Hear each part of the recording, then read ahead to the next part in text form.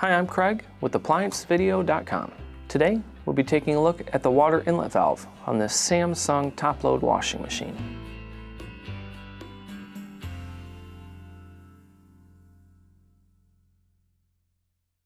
Stop. Before beginning any repair, always be sure to disconnect the power to the appliance. It is also recommended to test the outlet for the proper voltage.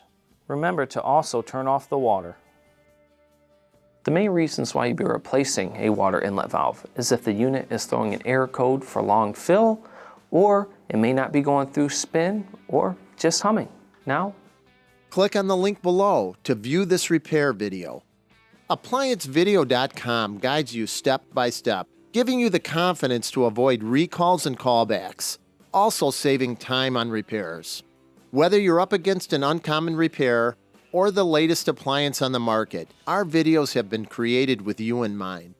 Our growing library of videos have been produced using our factory-certified technicians who have extensive infield experience over the past 30 years.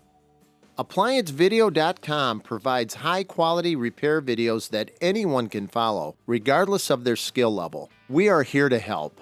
Click on the link below to view this repair video and let us help you do it right the first time.